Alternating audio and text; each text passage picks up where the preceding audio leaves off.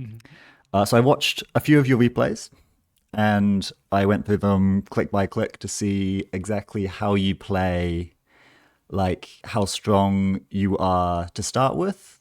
Mhm. And like you said, you want to get good. I think that's pretty reasonable. I think you're already pretty good. I think your strengths, you're already pretty good at like resolving a good game of Netrunner. Saw that you were making strategic decisions. I saw that you cared about the matchup that you were playing, which is a hurdle that's like not so easy to get over because there are a lot of weird matchups in the meta. And I know that you already understand like strategic valuations of cards, like which order you should install your hand in, like the important things to get in early and late. And you, in all the replays I watched, you didn't just like randomly make a mistake and die, which is already good because a lot of players just, I'm trying. Yeah, I'm yeah, trying my they just best to not randomly die. aren't at that level yet. So I am aware that I'm working with like a pretty competent netrunner player at the very least. Your micro, which means like your minute to minute, how exactly am I doing this thing, is good. You don't really like make the small mistakes that can lose you a credit or a card here and there. Generally, like you break ice properly. You don't do more than you should. You don't do less than you should when it comes to just basic interaction with the game, which is also good. And you have a good mentality. You said that you Thank were reviewing your replays, that you were engaging with the community. So you will become a stronger Netrunner player naturally just because you engage with the game in a good way. So this is all great. This is all very optimistic.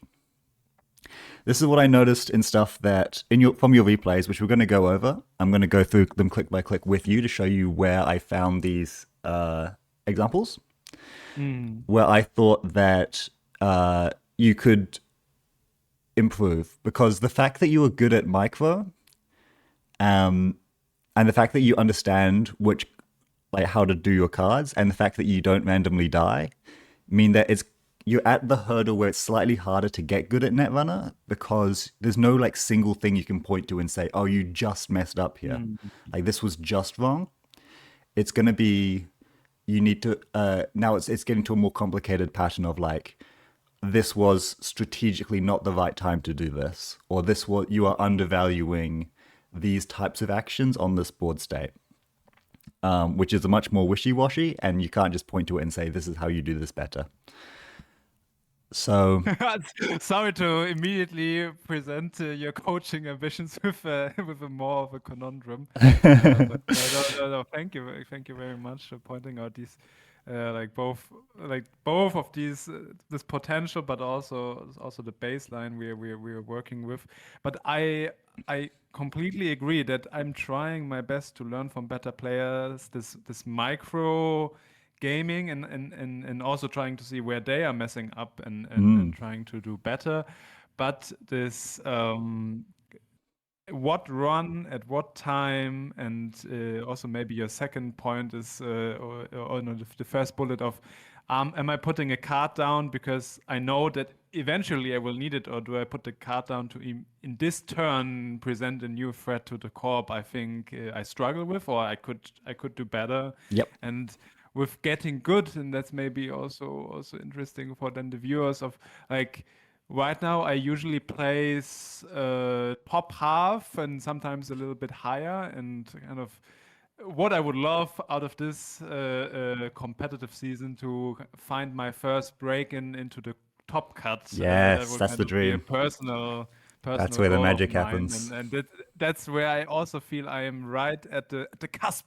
I can barely stretch my hand out, and then often I lose the grip to that top card eventually in the tournament. So Yeah, I think that's a maybe very we realistic goal. find something to get a stronger grip here. Yep, I absolutely think you're right on that spot where get a little, like, make a couple more strategic decisions in the right direction in at critical matches during your tournament, and you could make top cut. There's nothing stopping you. So the way we're going to get you to the top cut is these were the two like broad things that I think we're going to focus on for running specifically. I didn't review too Mm. much corp because you said you wanted to focus on runner. Yeah. Better rules of thumb. These are going to be used because like Netrunner is complicated. It's not actually like mathable, most of the stuff that we do. You just kind of need to understand like, yeah, more credits is good. So I'm gonna play short gamble, right? Like I need to trash this thing, so I'm gonna trash it. It's hard to quantify exactly why you're doing everything you're doing. So we just have to follow complicated like rules that we set for ourselves. In endgame scenarios, there can be a lot of math involved, and you can truly figure out everything that is happening Mm. in a game. But most games aren't like this. So by developing good rules of thumb and better, we call them heuristics, things that are just true, we can have better gameplay. And also it's easier to do better gameplay because you don't need to like get deep into the thinking tank of like why you're doing something. You can just follow a play pattern. And what I'll Mm. suggest as the number one thing, and this is my advice to so many players, not just you, but this is a really common thing that people lose tempo on, like they lose opportunity, is they install cards without a clear and immediate plan of what they're going to do for you. Common examples of this is something like installing a twinning when you haven't installed anything that has hosted credits. What's your immediate plan for that card? It's just going to sit on the board. Eventually, right, it's going to give you multi-access. And then eventually you're going to use that multi-access to win the game. So the card is good. Everyone knows the twinning is good. But there were so many cards in your hand that like aren't important in so many states. And one skill is just like not playing them until you absolutely need to. And in some cases, if you don't have an immediate plan for them, you can just draw past them. And we're going to see this a couple of times in the replays where there are cards that like are good cards and it would be nice to have them installed. But the act of installing them and the credit and opportunity cost of spending your click and card doing that without an actual use for them immediately is setting you back a little bit of tempo. And it's those little bits of tempo that people can get ahead of you. I see. Maybe also on that point, possibly there's a more concrete example coming up in the replays that we will review.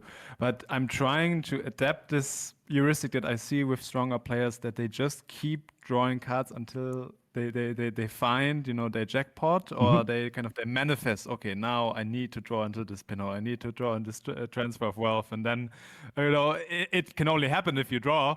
So Yep. so they keep drawing, but then I use maybe my first two basic action clicks with drawing, and then okay, now my hand is so full, and it's full of decent cards that I will need eventually. I gotta put down something. I don't want to discard that. So Mm, this is maybe where two goals are colliding, and then yes. I'm trying to play like a passive move that I know at least cannot be completely wrong, or that hopefully will pay off later on.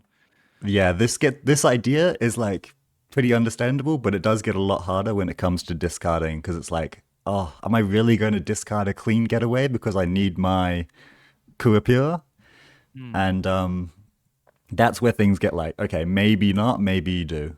But I think uh, for you, you need to lean more heavily towards yes, do not play the cards or do not install the cards that are not immediately useful. It is okay to just let them go or let them sit in your hand or even overdraw them in some cases. The second optimization for better rules of thumb is if you can avoid taking a basic action, just do. Like if you need to draw a card, but you have an opportunity to like use lose effect on some thing, it's usually going to be better to do that. If you're going to gain a credit, but you could pop your fermenter for 3 because you need the credit immediately, consider doing that. Obviously, that's going to be more dependent, but there's a couple of times when, and I think the big example that will come up in the replay is that you sometimes click to draw rather than using Nuka, and it's Oh just yeah, like that's you can lose tempo and this every way. time I realize, and I'm like, oh, come on, yeah, you're right. That has happened a couple of times. Yeah, so I'll point these out when they come up, but Hmm. you could just like get a little bit more, squeeze out a little bit more tempo by using card effects to rather than the basic effects in some spots. Secondly, playing with urgency. This one's going to be a fun one to experiment with because runners just have to play with urgency right now. Not so much into meleeus, although sometimes also into meleeus, but it's a lot of relevant matchups like PD and Alco, and Rush PD as well. You have to keep your foot all the way on the gas pedal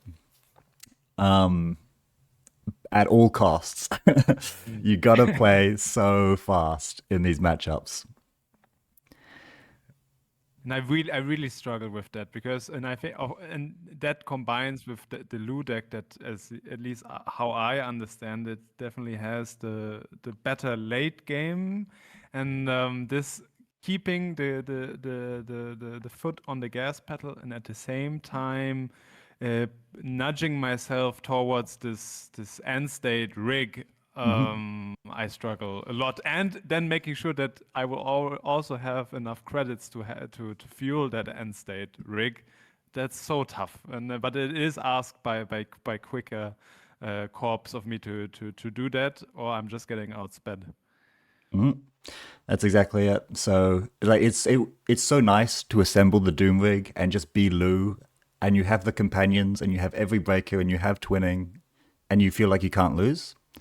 But there are very real matchups and games where you will simply not assemble that before the end of the game. You need to address the board well before that idea is even close to being true. Meleus, you kind of will need it eventually because they can go really slow. But things like PD, you can win without installing lots of different cards, really. Alco, you can win with an empty board if you know what you're doing, basically, because you just need to move so fast to keep up with them, and you just got to do what you got to do.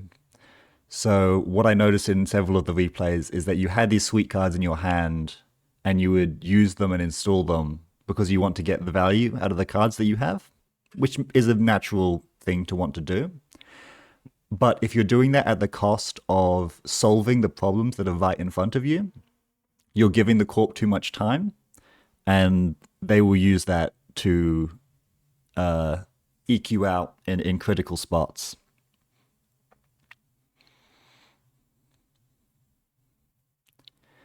Yeah, There's you're also, right. to, I think in several of the games, you perfectly identify what threats are being put on the table. And you said that you place in like the top half of your tournaments, and I think this is basically the most critical thing to teach people. And I basically don't need to teach it to you because you already know what threats are being put down. You correctly identified Regenesis threats, even on complicated board states in an Alco game that I watched. You knew when agendas were being jammed against Rush PD, and we're going to go through these. So you know exactly what your corp is doing because you know what they want, and you know what you can see how they're playing, which is great. But then in complicated board states, you would correctly identify it, but you wouldn't trust yourself. Yeah, yeah. No, you're right because some often I feel okay.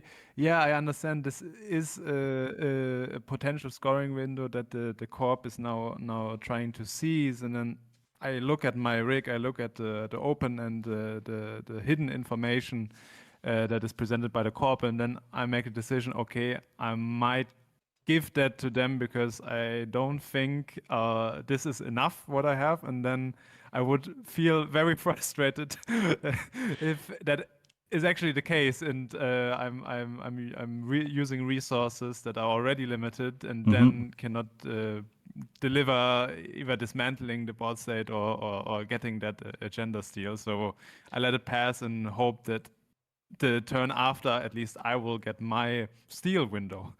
Yep. Uh, I've 100% been there. It is terrifying to go all in on your understanding of the board state and then be wrong.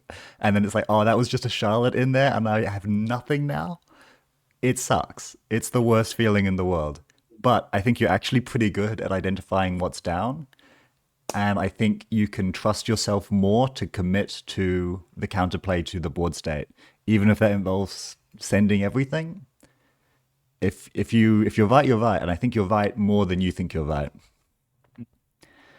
And in that vein, you kind of know what your opponent wants most of the time. So it's about trusting yourself to spend your clicks in the way that solves that problem, regardless of the dream of getting the full Loo set up where you can solve any problem as you want. So Cool. let's have a look at some replays. I've got 3 replays that I've written notes for, and we're going to start with. Let me. No, not that one.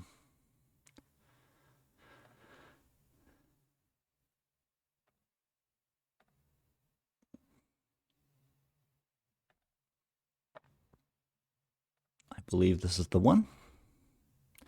Meleus game. Melius. We can see their hand, and we can see they kind of have the nuts, but we're going to pretend we can't see their hand for most purposes. Great. Right now, the stream is paused in case that is intended. I don't Oh, see am I anything. not? Can you not see my? I think you were sharing the PowerPoint. Oh, okay. Wait. And now I think you will need to cut the stream and then rehost your Internet Explorer or your Firefox. Gotcha. Okay, here you are. Yeah, that works. I could even just do my. Let me change stream. Entire screen. You can see this. Yes, no, that works perfect. Yeah, Proficius, a good buddy of mine from the Netherlands, strong player, and definitely having a very mean melee SU deck. Yeah, I run into him online a lot. He's often playing JNet. He's always a delight to play there. Not from the Netherlands, you say? Okay, so we both know what this is, right? Like from this Yeah. play, it's like Tattoo Charlotte is almost always going to be the case. Actually, in this case, it's not. It's Phonotria Charlotte. But Tattoo Charlotte is, it's not a problem. So you raindrops it, and I've skipped past the run. This is the correct thing to do. You could install Rising Tide first if you want to, because it probably is Tattoo Charlotte, and being able to break it would be kind of nice, but it doesn't really matter because you get the raindrops draw, so it's no biggie. And yeah, so you can test this, that's fine. We draw setup. I'm going to open my notes on the side so I can make sure I don't miss a critical moment. One sec.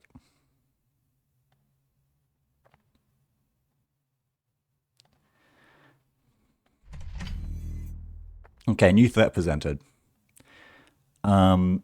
Do we care about this threat? And the answer is like, no, not really. It's not an advanced Charlotte. It's not a Regenesis, so it's like, it's no biggie. Okay, okay. Now I'm back. Sorry, that was I saw the PowerPoint for a while. Oh, you can see this now? Okay. Now I'm here. Yeah. So we build up a little bit, and yeah, I just keep Okay. drawing for good Yeah, so cards. what happened was, thing was in the thing, you ignored it, which is the right play because you don't need to care about stuff that is not advanced and is not Regenesis at this point in the game. And you jam Hermes, which is good because if we're thinking that this is a Lacosta, you're expecting a agenda to go down. So with what we were thinking about, like, does my card have an immediate effect? This isn't really immediate. This doesn't do anything right now, but we do have a plan for it, which is we're expecting a agenda to enter over here and maybe even be scored if we can't stop it. And having the Hermes it does something for that. So this is a pretty reasonable install. Plus you would overdraw if you didn't. Okay, now we get the opportunity to pinhole, which is lovely. And we hit the Lacosta to hedge against. Yeah, that makes a lot of sense to me. And then we take some credits. Yeah, I in that turn I didn't know what else I can kind of Yeah. capitalize well on, so yeah, probably just taking some I think you credits. undo a credit to play Raindrops, Yeah. and Raindrops HQ. And that was probably pretty stupid because I could lose, and I think I'm losing here then a rising tide, and I'm very sad that yeah, I Yeah. lost two of these critical breakers. So yeah, this is a really aggressive play on a board state that doesn't demand an aggressive play because the read should be, and you probably had this in your mind at the time that this is a 5-3 or a 5-2. It could be like a Sisyphus or it could be a Fuji because Yeah. they advanced it and they put the Lacosta onto it. Meaning that we don't technically like desperately need to bounce it this turn. We also don't have a strong read. Can I zoom in a little bit? I can. We also don't have a strong read that there are more agendas in HQ. So it's not that much better to run HQ rather than R&D here. They've already had the flip. So this is like risky.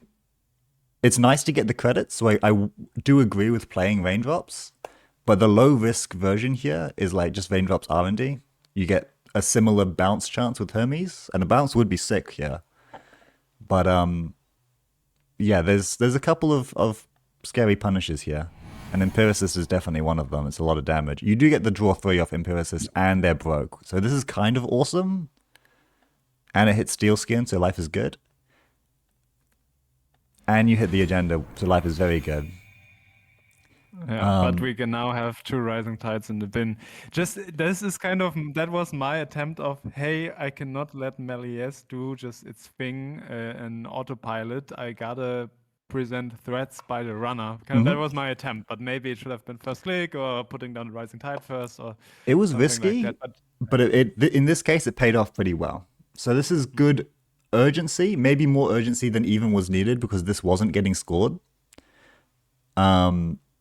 But it was sick to do because the way this turned out was nice. Maybe you had a better read than I did that there was agendas in HQ. So now we can play a little bit slower because we have a little bit more time and they're broke. So this is awesome. We float the tag here, which is actually fine and is also yeah, I awesome. felt confident. I saw the corp is on 0 credits. I don't have critical resources down. Yeah, that's Let me good have it. urgency. I like that a lot. Yeah. Now, obviously, they could be on an unleash list. I'm sure you probably thought about this, but like it Yeah. doesn't, it's not that likely that they're on unleash. People don't do that much anymore. What do we do here? We draw up. Life is good, and we play some more money because we have time. Yep, that's fine. Yeah, so they jammed the Sisyphus again, I think. Yeah, so we don't really know what they're going to jam. We can kind of assume that it's the same card as before, because we know that that's a jammable card they had in hand that they want to score. So that would be like the most reasonable read. So what do we need to do? Like, what's in our mind to immediately address this situation?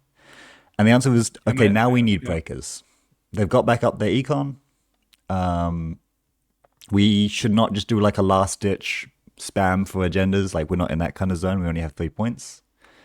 We need to interact with these two pieces of ice. We've already lost some breakers. That's fine. We can find another one, but it's time to Yeah, just the hard look boomerang, for it solutions to the also problem. hurts a lot. It also hurts a lot to have the boomerang. So yeah, this is I think probably then the time I draw a lot, just because I have 3 cards in my hand that need breakers to be any good. The Game Dragon, Tungsten, and the Leech. Yeah, it was not comfortable. Yeah, well, our whole hand doesn't really do anything because money is Yeah. coming along. Like, we have this gamble, which is probably playable. We have a cast, going to give us 6 more credits, and we have a fermenter ready to pop. So currently, I would say we don't need this fermenter. We've already got one going. This leech doesn't do anything. We have no breakers. This twinning doesn't do anything. We have no hosted credits. This tungsten doesn't do anything. We don't have any breakers. And this game dragon doesn't do anything. So of our 6 card hand, 5 of them I'd say like are not worth the click to install right now, and gamble is like maybe fine because it will let us play our breakers faster. This is a good example of a card which has no plan. Yeah. We're not even close to assembling a breaker that cares about this.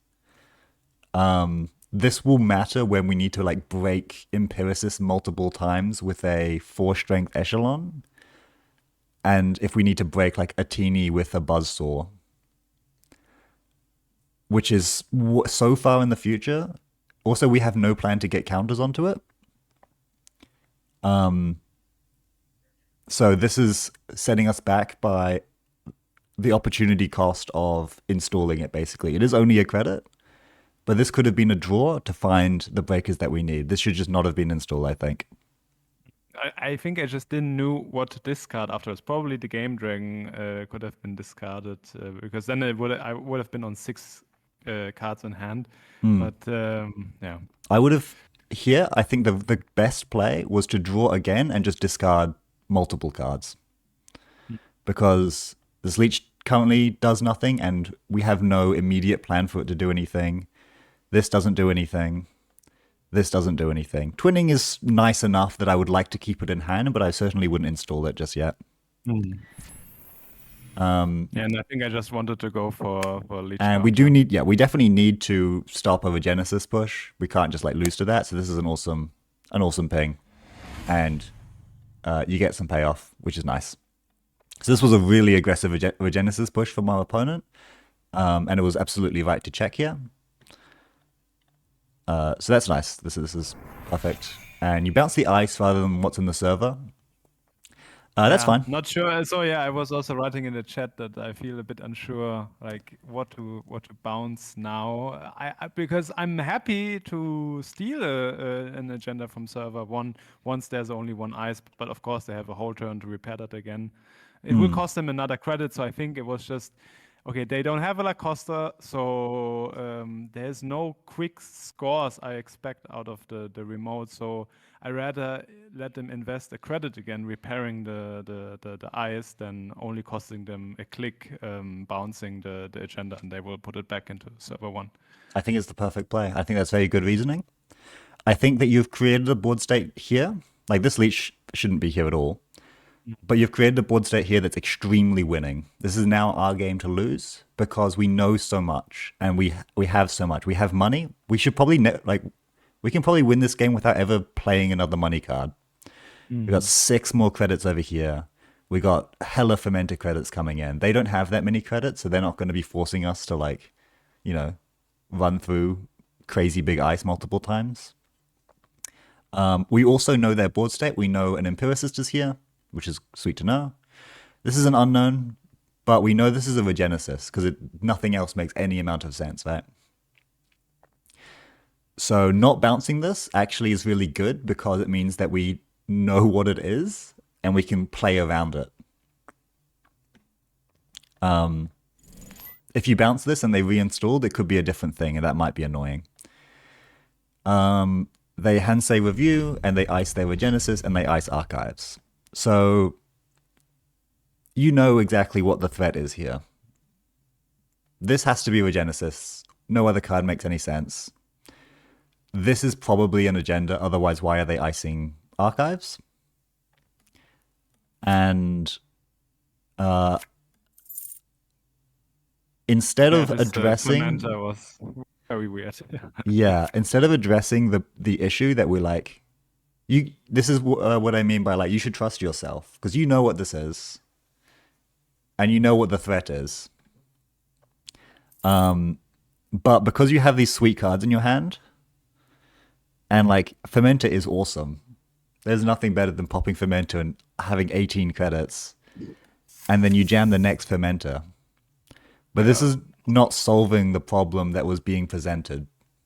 It's extremely passive, but I felt forced into the passiveness because I didn't draw into a Botulus, I didn't draw into another breaker, so yeah, I felt I gotta play the hand I'm dealt and not keep drawing and then have no recourse to run, but probably just to test maybe the Archives eyes would have been good. I'm not sure, like how would you, that's a critical turn, how would you have played it different given that I'm not in my first 2 draws, not getting any new break options. Yeah. Didn't get any solutions in the first 2 draws, but that's kind of fine because what like I don't care about this hand at all. Nothing here does anything. I don't think this ferment is worth playing because we have money. That's not an issue. Pinhole's kind of good, but we know that this is a Regenesis, so it has no immediate plan. So we got no immediate plan, no immediate plan, none, none, none, none. Of these archives ice, what actually keeps us out and lets them score a Regenesis on us? Yeah, I'm thinking of a Boto Nope. or Boto yeah. doesn't because you Oh. need to Ah, trash because a they don't card have from any HQ. cards in hand. Yeah, that's very true. It is literally Uh, just Tattoo Bowler that keeps us out of this server. And Knowledge Seeker if they're on that, but that's pretty unlikely. True. Yeah, I think I read it probably as a Boto, and but didn't realize okay, it wouldn't be worth anything to them. Yeah. So you think this is a Regenesis. I trust that you believe that this was an agenda. So the play is you just find out what this ice is. There is nothing it can be that will kill you. Money is not an issue. If you lose this hand, you don't lose anything important. It's our game to lose, and the only way that we can lose, the only path that this that Protheseus has to victory is unfairly scoring a load of points on us. But because our cards in hand were so succulent and sweet, we play those instead. And there's actually a Sisyphus on top here as well. So even trying to get a Regenesis, a Hermes bounce would have been a payoff because they probably picked archives, right? Mm. Actually, what did they pick? I think we can see in the replay. Oh, they picked R&D. So yeah, And archives one was just a straight up win. But then they they get do, 4 points. yeah.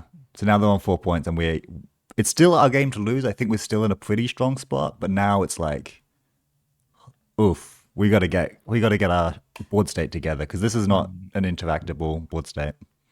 How do you feel about the archives bounce? Because I saw that Eero in my hand. I felt okay. Hey, I gotta find these last 2 points. Why not make archive soft again? Potentially slow down Regenesis pushes with that, and yeah, put down the Eero.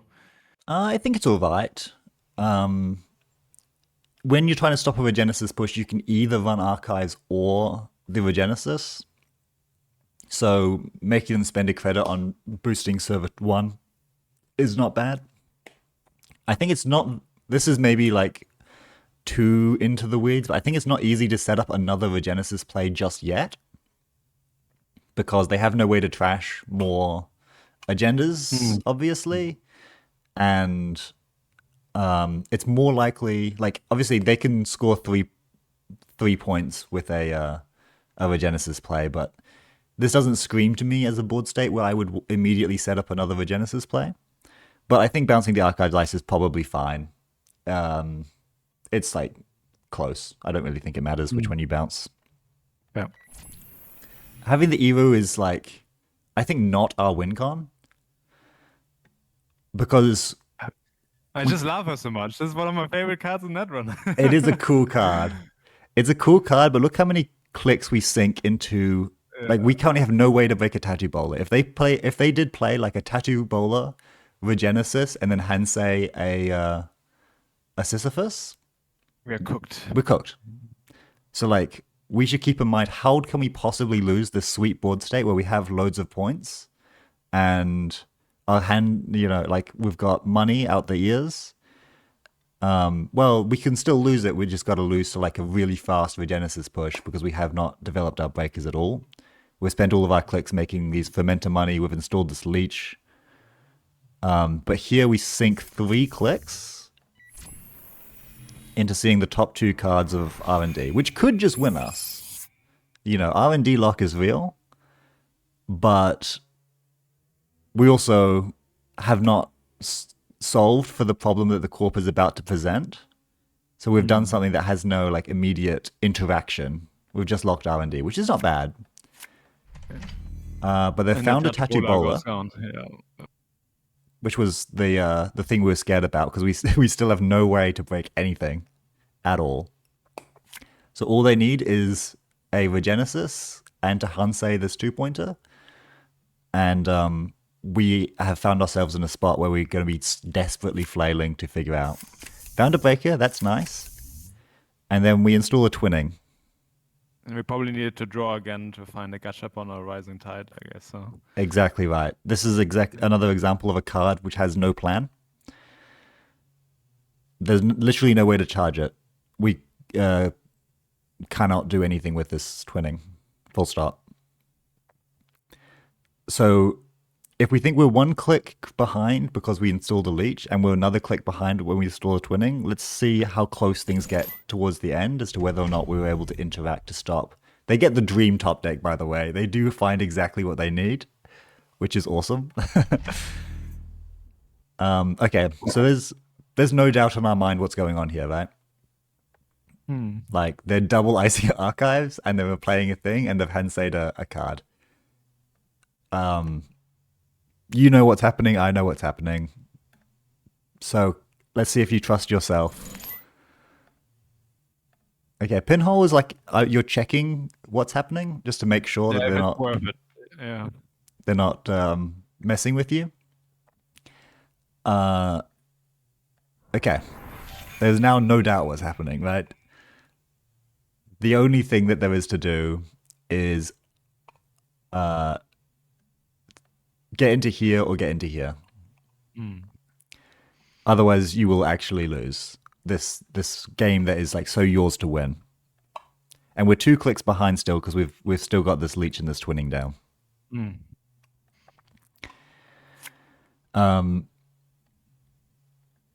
You know what's up?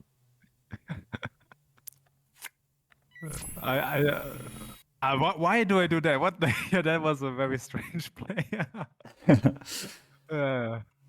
So I think I just gave up. I was just like, this probably a Boto or something. You know, no way. But of course, there was just a Fonotri and I think a Teeny on the remote server. So yeah, I had it, but I didn't. yeah, so we don't check this server. We don't check this server. We just hope with a single.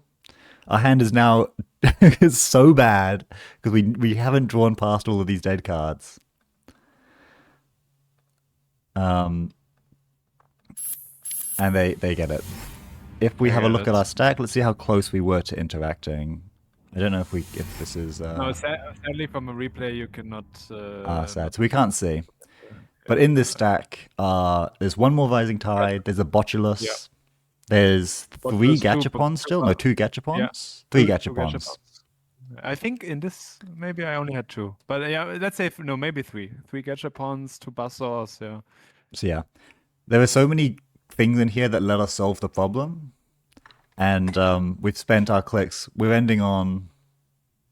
We somehow ended on only 6 credits. I don't know where we spent all our credits, but we have a fermenter here that didn't do anything because it wasn't fast enough. A leech here that never got used. An echelon that we didn't even use. Yeah, and a but twinning. especially against Jinteki factions, Jinteki IDs, it's so. I really feel I gotta put down at least a sentry killer before I start running. At least this is, you know, now like a intermediate heuristic of okay, there's some critical eyes that would be devastating to face check. So let's, you know, we need to find the breakers, and then of course I make that heuristic harder to complete if I install cards that are not not pushing me forward, but I imagine can win me the game later on if I find everything else that I wish for. Yep. So here's my notes on the game. Leech and Twinning install were over-indexing on getting the value out of your cards in hand, but under-indexing on getting the solutions down. Cycling the fermenter is solving problems that you don't have and not spending your clicks in a way that immediately win you the game, if you can. And the pinhole on R&D you did on the last turn was you not trusting yourself again. You got to have a little faith in Petersilio. I have faith in you. I have faith in you. You got to have some faith in yourself because you know what's going on. When this happens, you know what's going on. So you don't need to check. Just trust yourself. Obviously, they could be baiting you and they could be awesome. But even if they are, they can have it. This is such a convincing Regenesis push. We think there's a Regenesis around still. Actually, no, that one has been scored. So they got very lucky to find this Regenesis at all, to be honest. That's why I wanted to make sure it's not an Anoetic Void or La Costa to first. But right, if I now get this clarity of okay, this is a Regenesis push, yeah, I just have to accept that not all of his eyes are ending the run immediately. So just draw enough cards that I don't die, and then send it. Yep. Yeah. So yeah, technically that last push could have been it, but like it was pretty unlikely. Yeah. Yeah. No, true. Thanks. Okay. Yeah, I think you're spot on with the analysis. I feel a little bit unlucky in the draw order, but I mean, yeah, it I would be think nice to have breakers before you find all your breaker support, right? For sure. but to be fair, I was starting this game, I think, with 2 Rising Tides. So just putting one down, it's just one click and a credit, and then I got that solution already on the board. Yeah, it was a to face check into ice while having 2 critical icebreakers in my hand and then losing them both eventually. Yeah, I think it was also something that I could have played a little bit safer. Yeah, that's for my personal takeaway from that game. Yep. I think this was such your game to win. Once you checked archives and just found that they just put a Sisyphus protocol in there. Oh no, it was a Regenesis, wasn't it? The first thing that you're like, I'm gonna. The first where I face check into the Empiricist, I stole the Fuji and lost. Oh I yes, think that was it. Boomerang and the Rising Tide, and then Like this is a Sisyphus pretty was sweet classic. opener. Yeah. It's and once you call them out on the Regenesis push, which was like, this is a perfect play. This is an example of you can trust yourself because you're pretty good. You can see that this could be a Regenesis push and you play around it. Yeah. And I see with the leech, but honestly, I was in my head, hey, I'm checking archives this turn. Let's put down something that profits from it. So that right, and this is maybe again this point over indexing on value, under indexing on solutions to the board. But I was like, that's what the leech is for, to pick up value on these occasional centrals ones. So yeah, I felt smug in that moment to put it down, but then I got punished with not drawing into other breakers. Exactly right.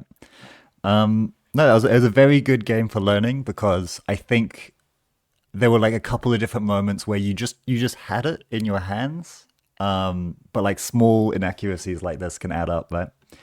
Let's have a look at the next one. Yes, please. Thank you.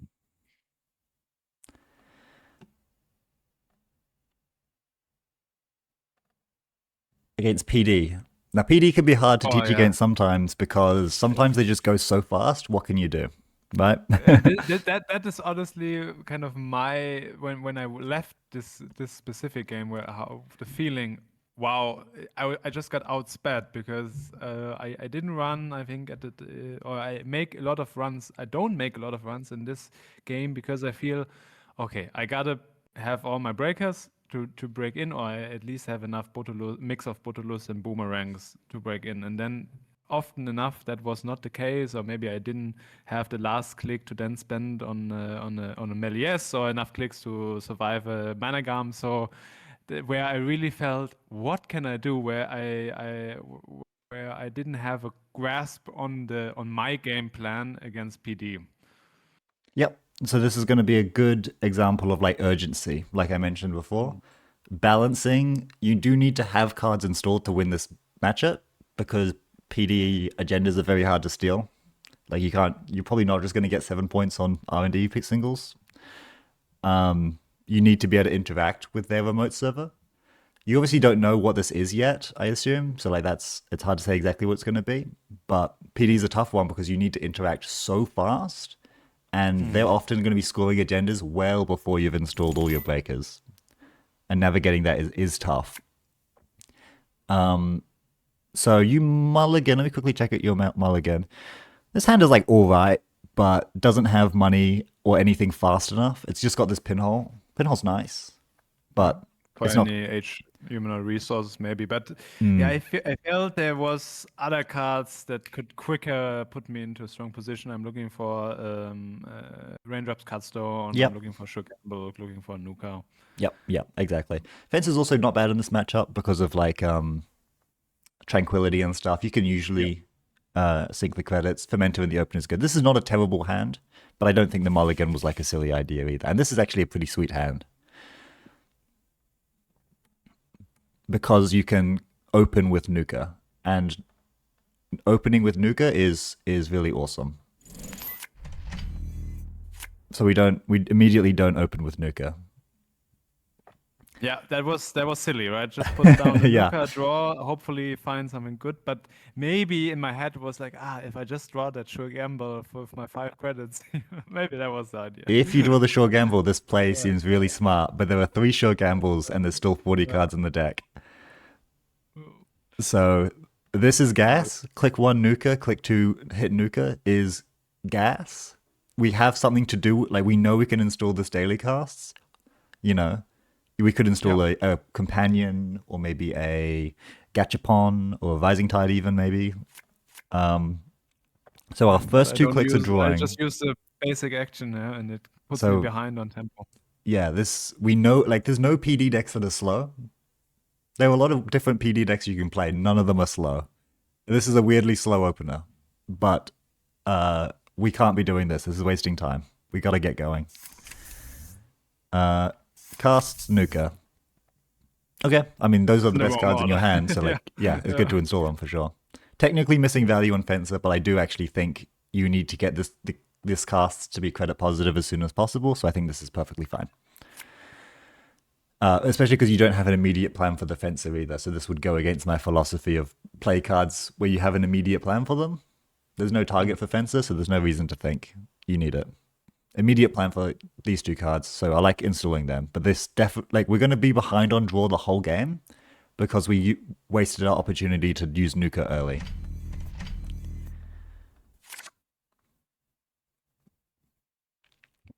And now things are a little awkward. If we had Nuka drawn, we would have seen this Fermenter on turn 1. And would have probably put it down instead of the daily cast, and then now have more money to also invest in paladins or. So our board state would not be, it would be Nuka with 1, daily cast with 6, and a Fermenter with 2 counters. Which is substantially better than our board state is here. Fencer makes sense. That makes sense. That makes sense. Yeah. You're getting value out of your cards. This is going to build up towards a crushing board state. It's just can you interact fast enough now to make it happen, make the magic happen. So let's see. They have Tranquility. That's pretty awesome. And they are jamming. Okay. And they're putting 2 things down. I don't think it's obvious what these upgrades are going to be. They could be Anoetics, they could be Managams, they could even be Maviruses in some worlds. But you can be reasonably sure that this is going to, like, one of these is going to be an agenda or humanoid resources. Just because that's what PD likes to do, right? Yep. Okay. I think my opponent would have actually, if they followed the philosophy of always draw first, if you intend to draw this turn, they should have pushed the human resource, in my opinion, to. Right, they drew into that HR last, so I'm all with you that this is probably a read of this could be in a human resource in server 1. Yeah, they have not ordered their turn properly. You're right. They did Res Trank install because they were excited to get 2 credits, and then not actually have a plan for the rest of their turn. So they end up drawing last, which is wrong. So I guess from that we should understand that maybe our opponent is excited about their hand. Would be a read you could get because like they have such a strong plan for what they want to put in their server that they're not even like trying to find their options first. Interesting. I never ever used this heuristic in the game of Netrunner before, but could help. It could help for sure. Yeah, I mean, it's. I find this to be more useful in paper play when, like, sometimes people start their turn, they immediately resolve an obvious game plan, and then you get the opportunity to think of yourself like, what is the obvious thing to do here? Because they didn't think at Mm. all. They just like slammed cards down. So, like, what are those cards going to be? What would I, if I was the corp, not even hesitate to go dush, dush, dush? Interesting. Yeah. So maybe an opportunity for us to get a read. But also some players just aren't very good. They will just draw last. So like, I'm not going to begrudge you for not following up on that. Okay, we hit Nuka. Our And board now state. I don't have not so many credits, so I have a lot of good, expensive cards in my hands, and my opponent presents me a board state that I feel will need some credits because I read it as an Managam or Anoetic Void Mhm. as one of the face downs, and then probably an ice that says end the run. So and I only have 3 credits, and I feel like okay, now I need to resolve them in some way to just get more credits to possibly threaten a bigger push next turn. Yep. So what's our easy ways for us to interact early? Botulus is going to be a premium piece for us because it can break like in a pinch. It can break one sub on like On a a Sleipnir, possibly. Yeah. Sleipnir, yeah, Drafter, I see. even a Bran in some cases. But like at the very least, we're probably going to play this Botulus this turn so that we can be ready to interact with server one. If we had a raindrops, I would love to just like send it. If it's a drafter, it's a drafter, what can you do? Oh, So let's see how this turn gets handled. We very get passive, very slow with Yeah, the we cards. prioritize more econ. Now we have econ coming. We've got these, we've got these, we've got this gamble in hand. And we take a credit, which is more actions towards boosting our econ. And we do get this botulus down, which I think is not definitely nice to have. This is interacting. This is solving a problem that the corp is presenting. But the other two actions were not solving problems that the corp is presenting. Discard here is Steelskin. I think that is maybe fine, except for the fact we don't have Maybe any the other Hannah. draw.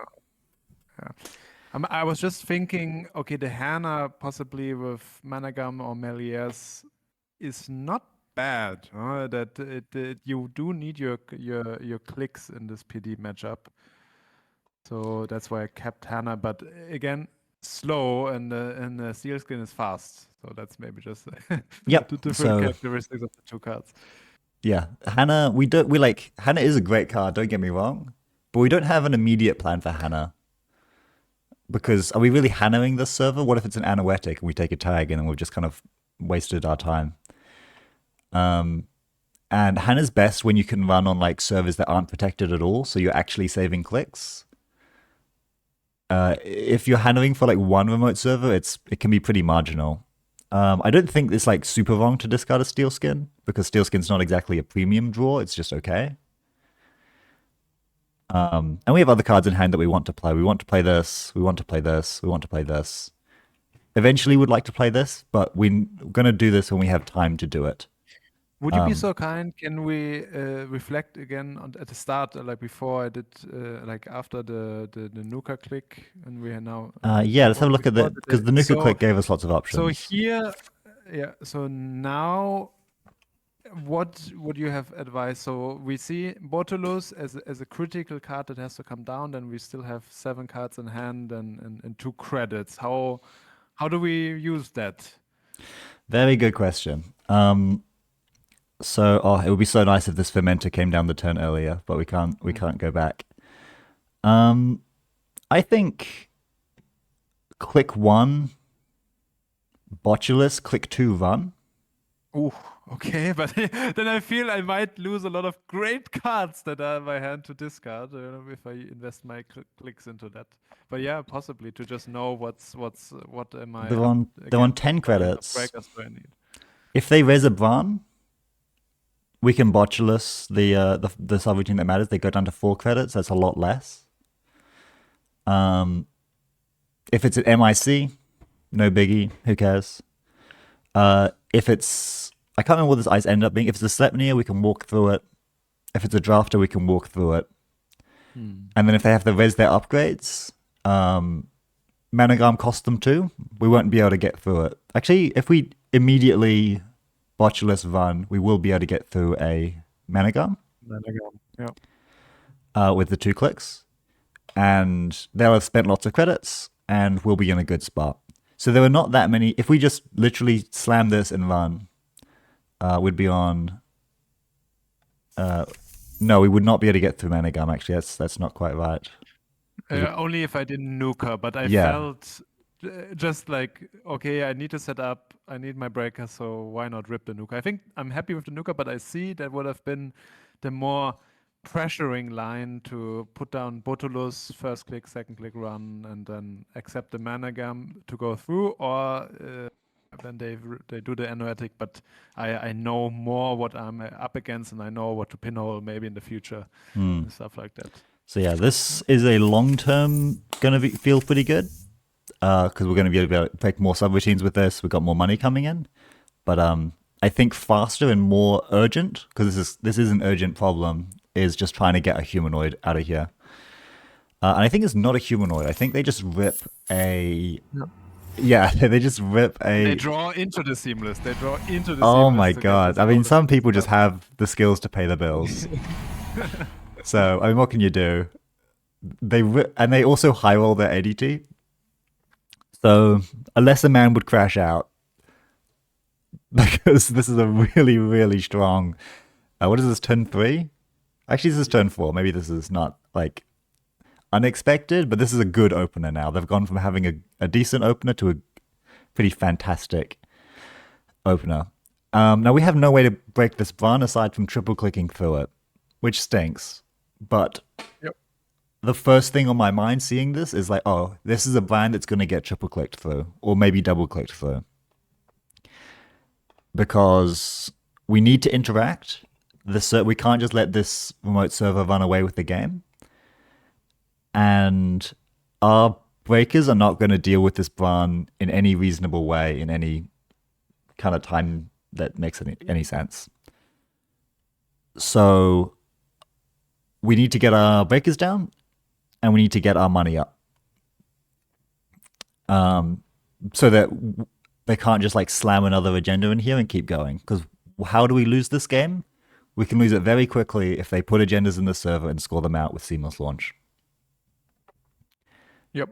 that's how I will also lose this game. But yeah, I felt, yeah, what is this? Probably that is too slow. Yep. I need to react faster. Yeah. So this is the look of a corp that is presenting you a very immediate problem, and this is a play that is. It feels great to get multi-access with twinning, but it is not solving the problem that's being put in front of us.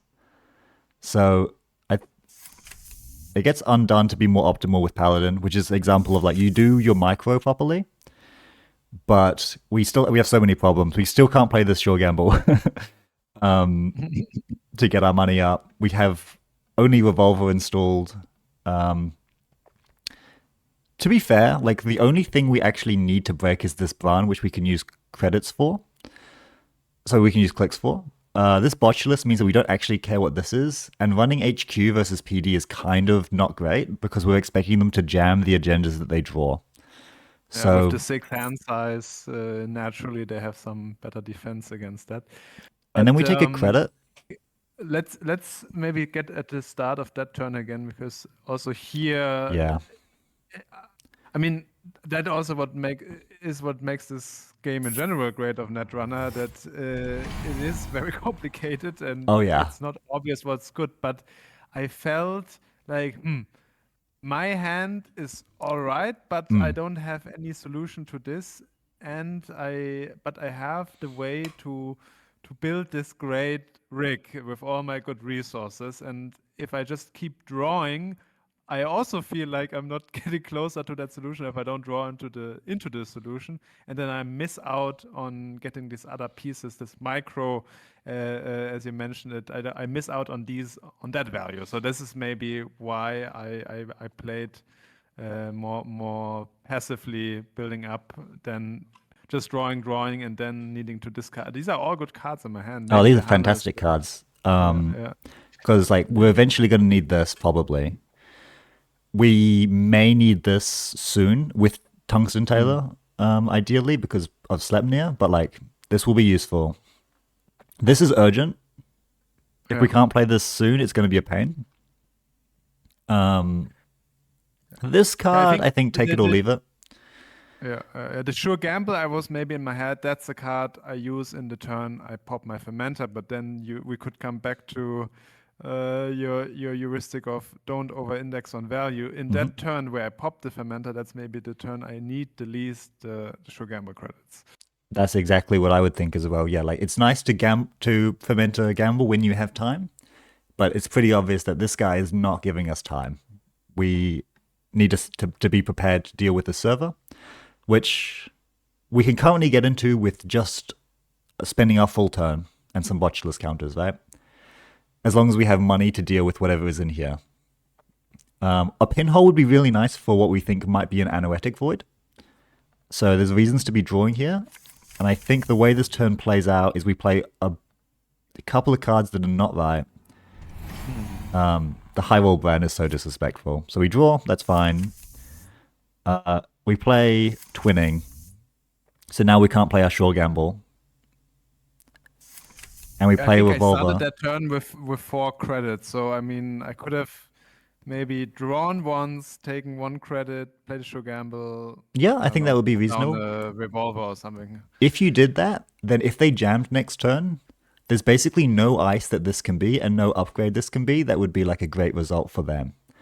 Because you would have enough credits ready to go that you could just click 1, run this brand, click through it, break with Fermenter, pay through Managarm, assuming this is Managarm, and then also trash the stuff in here. Yep. If you had just spammed credits. As it is, we're dirt broke and we've given them the most beautiful scoring window. We end up clicking for a credit anyway, so we have a revolver down, but not our sure gamble down. Yep. No, but we got the twinning and the twinning counter. Hey, it could be good. We will find out that is just too slow. But and you know an interesting thing that's worth mentioning. What I wanted to achieve with that turn, but I just underestimated how quick I need to get set up. Yep. One thing that's worth mentioning is that a twinning counter can address a board state if you have Hermes. If Hermes was installed, this twinning install makes so much more sense. Because, oh, they're jamming? I'm going to run RNDC3. I'm going to take your Let Them Dream or whatever. And then I'm addressing your board state. I'm solving the problems by running your centrals. Without Hermes, and we have no reason to think that there's a Hermes on top of the deck, right? This twinning install is like, oh, you're presenting a problem? I'm going to hope to get 7 points from the top of R&D to solve the problem, which can work, but is probably not going to work. But twinning, Hermes makes the math on multi-access so much better. And if twinning was if Hermes was installed, this twinning counter would be like a very reasonable play.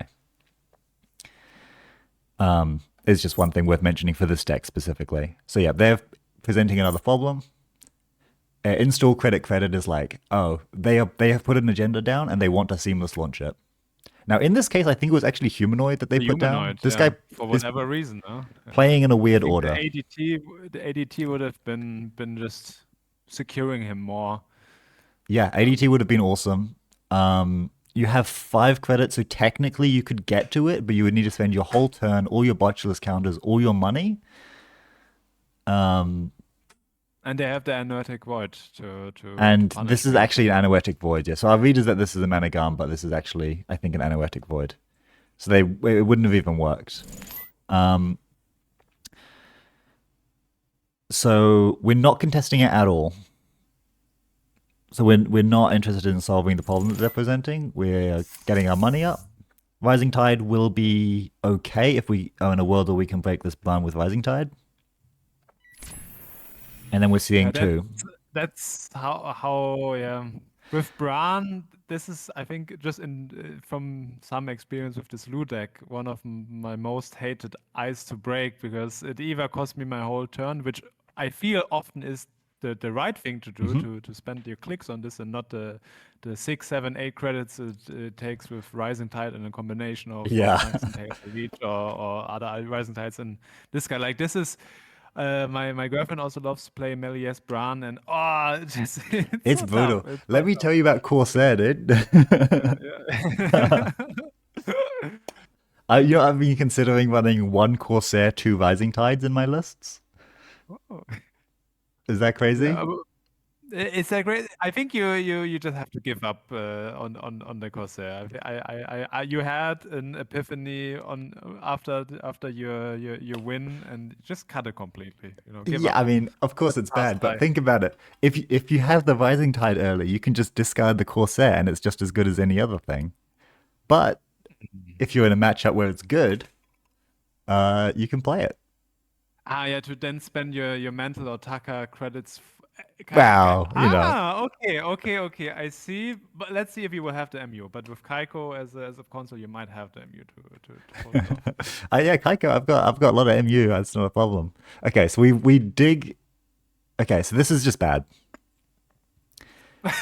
That's just bad. Okay, I just want to win. I just want to give me 3 agendas and You're let's so win. sick of Bran that you've installed a Rising Tide and then you're running last click, so you can't steal their 3 pointers. Yep, that's Um, pretty stupid. it's They you can't they interact with probably on this. You've the got list. no Hermes down. Uh, Yeah, it's so you. I think maybe get something here. yeah. You get a loop lock. I guess that's nice, but like you've It's given not them enough. time here. So this was humanly. This could totally have been an ADT, and they would have won much faster. Um, Mentor for 5 feels good. Are we going to Probably I use didn't those need the 5 credits money, to huh? run Yeah, server one? yeah. Not like the thing that's good about Hannah is again being able to check uniced servers. This is risky because Anoetic Void is going to tag us, and that's going to stink. Um, the better way to interact here is probably. Let's have a look at the start of this turn. Maybe just run first click on the remote. Maybe would have been, let the fermenter cook. Let them purge it out if they feel strongly about it. Yeah. So you kind of don't want to let the subroutine fire on Barn because there's some things in archives that could be ice. There's probably ice in HQ. Mm. So you can't just double click through the Barn. You need to triple click through it. Or you can break it with Rising Tide. So if you're popping Fermenter, you're popping it because you want to break it with Rising Tide. If you're running first click, it's because you're going to triple click through it and save yourself the funds and cook Fermenter for another turn. We've kind of taken a weird middle ground where we've developed loads of money, so we're ready to interact. We've spent some time and money installing Hannah, and then we're Hannah running for a tiny bit of efficiency. I was just feeling, okay, if I ever want to use Hannah, then it's now the time to Yeah. put her down. Bran. But maybe it was not necessary. Not a Braun. Yeah, This but is a happy brutal to one have because to like have we a do not break Brutulus on Bran a Braun. cheaply. Yeah. So this is just tough. They've had very good draw. They've had a Bran for their remote server. But this does prove that like if we had contested early and forced them to res a Bran, it would have been really good for us. Their credit totals would have been shot. And then because it's anoetic, we take this Hannah tag. So Hannah should have been like running out here probably.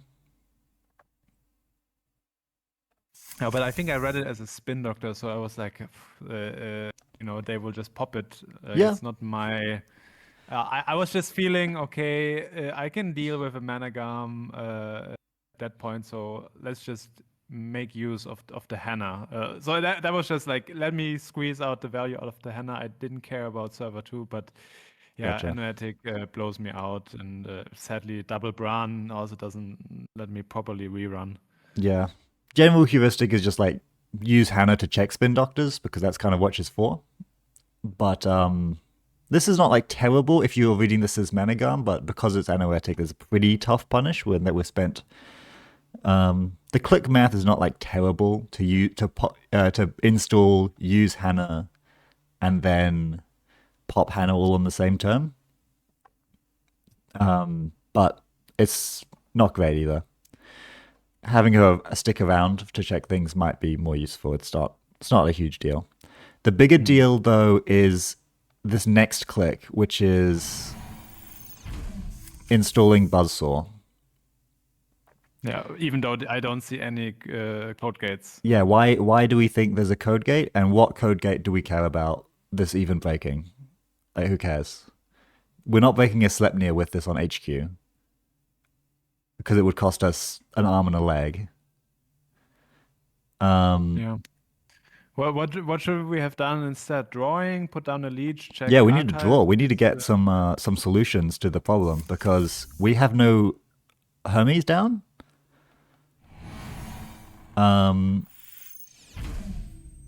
Like we have this twinning, it's not presenting any threat because we have no Hermes. We need to be ready to contest the server one, so we need pinhole threadings for this anoetic void. Like anything that can help us address the server one is we really need. We need more money so that we can keep breaking Bran. Yeah, I think in this I put down the buzzer in the mindset, hey, I want to collect twinning counters, but then this is again over indexing value under indexing solutions. Yeah. Yeah, and then we take a single on HQ.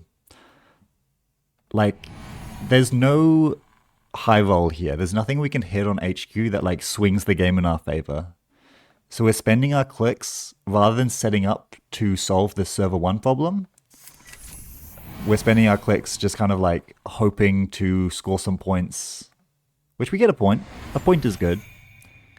But I do not believe that you can win on centrals faster than PD can jam out on in a uncontested remote server. It's really hard to do, just because PD is that fast. Seamless launch is that efficient. So the urgency that this board state is showing is like, you need to get in here. If you can't at least try and get in here, at least make them install more ice and more upgrades. Winning the game is going to be really tough. And checking archives. Yeah, well, I think it was just like, hey, gotta need some points. I'm not getting into the remote, but it's a bit small-minded. I should just believe in the heart of the cards, keep drawing. At some point, I will find a card that. Yeah, that's I mean they're gonna- in there. Like there's still a bunch of pinhole threadings. There's a bunch of Hermes in here. You have useful stuff in there. At the very least, running this one in case it's not Spin Doctor. And even if it is Spin Doctor, they're going to spin out their agendas. So it's like you're threatening a Loo trigger if you can get in here to spend your offensive credits. So running archives is often not as good as running a Spin Doctor if it's uniced, because you're threatening Loo, so they will pop it. But now they still have whatever the server 2 is, which I think is actually a humanoid, as it turns out. But there's no reason for us to think that. Okay, they have Skunk Void. We need Pinhole if we're going to win this game. Those aren't helpful particularly. Tungsten Tailor is... Here, I think I'm just trying to get the twinning counter down, yeah. Yeah.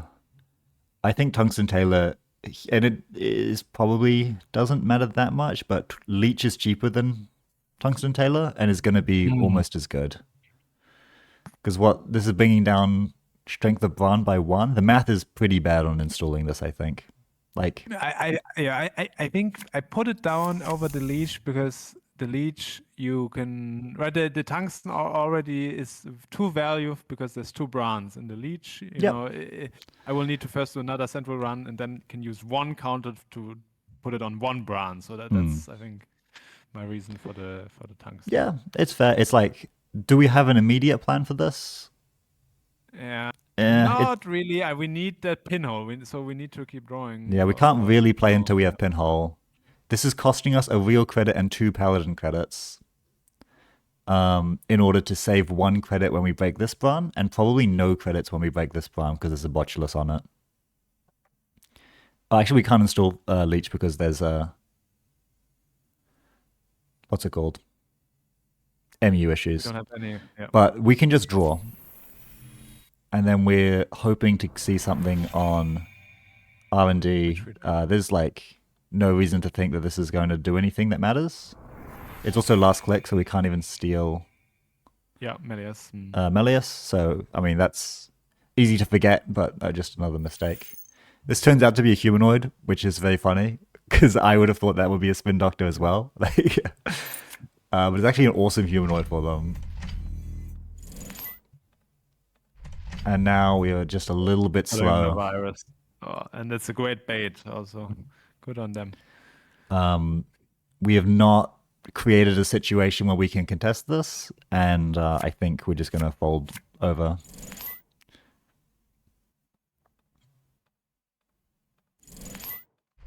Not an agenda, so that's nice.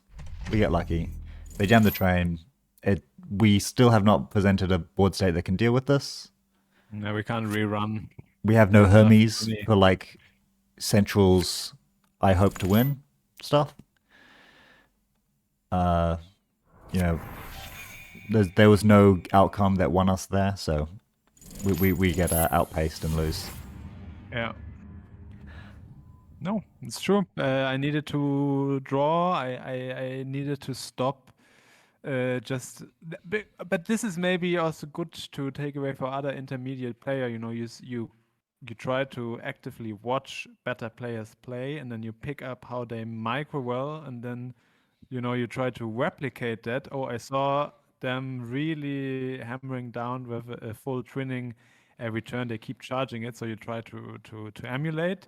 But then at the same time, you're losing sight of what else they are doing in their turn that is not obvious, that is smart, but that is securing them to stay in the game. Maybe this is also a good takeaway of this coaching.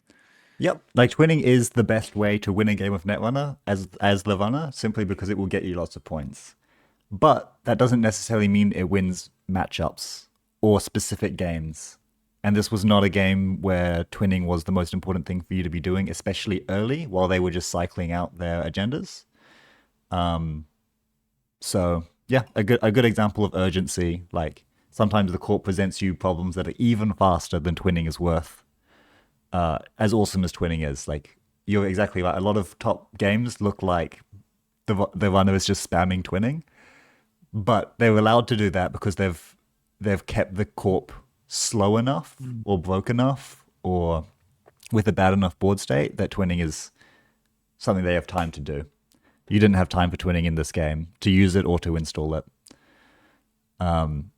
So you lost on the remote server. Of urgency, there's even better matchups than that to show the idea. So I'm going to do one more. Would you like to do one more replay? I would love to, as long as you still have time. I still got time, man. It's all This good. is super dumb. This is super cool, and I'm taking away a lot. But maybe let's see. I'm interested to see what you will show us the third replay. But PD and Melies as like the most likely contenders to be met in a tournament are two matchups I loathe. I don't want these matchups as my a bit more on the slower side, Lou. Like I love to dismantle an Epiphany Oh, feels good. or flood PD, right? That's all. I got that, and I can win Auko games. I'm an Auko player. I know how it works on both sides, and That's I good. know that I'm equipped as Lou to do it. Sometimes, just depending on what they hit with the net damage, it gets harder or easier. Oh yeah. If you get the Solidarity badge early, if you get the Henna, if you get the Venser or not, like that, it's a bit then up to in what order they draw and what order I draw. But this Glacier PD or this Rush PD that has few very expensive eyes, the Melies that keeps forcing me to go through very expensive eyes, and then also it's not so common, but it just I bite out my teeth with these Nebulas that are just having so much expensive eyes that I have to keep breaking. Oh, let me tell you about that I Stealth, find Lou. very tough. You'll never need to worry about break Yeah. costs again. So yeah, my notes for that game, not using Nuka in the opener mean that we were like a couple of draws behind for the entire game and a couple of credits behind what we should have been for the entire game. installing cards that didn't have an immediate use meant that they had an opportunity to jam agendas. Um, so we were doing like low urgency plays, like playing twinning, into a high urgency board state, which is the corp deciding, no, you have to interact with me. The Hanavan, I think, was a little unoptimal, but like not that big of a deal, I think. And Buzzsaw also, yeah, the heuristic to follow So, before you install any card. What is my immediate plan for this? What is it going to yeah. do for me? Oh, for sure. And don't, maybe for me personally, because I love twinning, only try to charge the twinning if you are not losing or if you're Yeah, not losing to the board state. That's maybe twinning will win you maybe games, but it something. will Yeah. not stop you from losing unless you have Hermes, in which case it can actually do both, Mm. which is pretty Mm. sweet. If you found Hermes, that game was very different also. Yeah. Is this? I think that is the That is first the one wrong we one. looked at. Let me cancel. So Let me load replay. Start replay. yeah, that's the Auko one Yeah. during this Passion Project tournament and Minstrel, right? Strong player from I think Poland. Regrettably, I'm not finding as this is title. I'm not finding my fractor fast enough, and I think I'm playing decently into this Auko. Honestly, they got their important cards pretty quickly. That can also happen very differently for Auko, and yeah, it's at some point then The Alco matchup the is boss set brutal. runs away from me. You do see, like, understand what Alco wants with regard to like counters and grinding out net damage. That's very obvious from the gameplay. So it doesn't surprise me to hear that like you played a lot of Alco because I can tell that. Minstrel is also a gun player, and good players playing Alco will just kill you sometimes. Like it's a really good deck. But you titled this one that you didn't find a factor against Alco, and that was the issue. And I actually don't think that's why this game turned out the way that it did. I think there was other more subtle things that actually mattered more than the fact that there just wasn't a factor that was easy for you to get down. So let's have a look. I've got my notes here, which is mostly about how to balance your cards and credits, which is such a tough act to teach because it's so Alco is so good and asks so much from you. So I'm gonna have to be very careful as I go through here to say everything correctly because this matchup is like hard to play properly, right? And you know Mm. that. What are they? This could be anything, right? Fortunately, you know that this is not the most important thing to challenge because it's not going to be a Bladderwort that pings you. So you're Yep. allowed to just get down some cards. It's not a FAT, so it's a cohort, but I don't have a boomerang or Botulus in hand, Yep. And like so the first cohort flock is not really the problematic one, and they can prove to you that this is a cohort next turn. Like it's nice to challenge these, but you don't have a raindrops. You like this hand. Genuinely, quad install is not a crazy first turn. It only gets punished by like Reaper function. Reaper function, Yeah, which they probably won't put which is, down in as the first asset. Yeah. yeah, pretty unlikely. Uh, but that's kind of like a absurdly aggressive line to like install one, two, three. But like that would be Well, basically your econ for the rest of the game, sorted. yeah, Instead, you fair. take I a more. think I drew for a pinhole. I just Yep, that's reasonable too. And draw triple install is a very normal way to play this opening. I don't have a problem with that.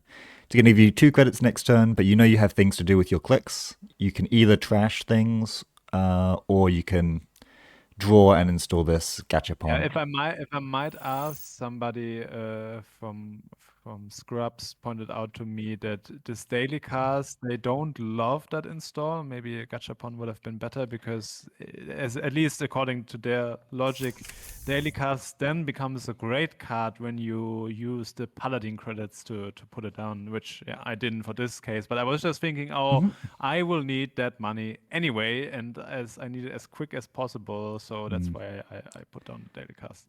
I can see the argument. It is an obvious way to get the paladin paladin credits utilized. Um, but I think there were like you've got this botulus, which is also probably going to be a good way to do it.